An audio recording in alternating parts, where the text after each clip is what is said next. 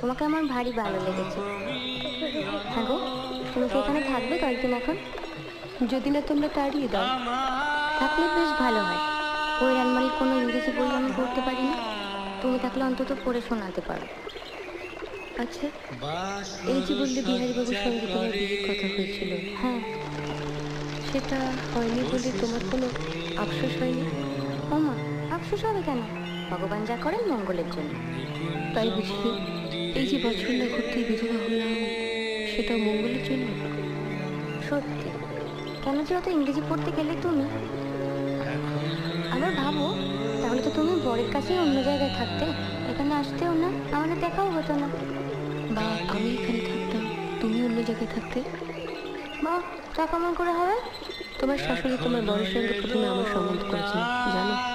আর বুঝি তা বলো না কেন?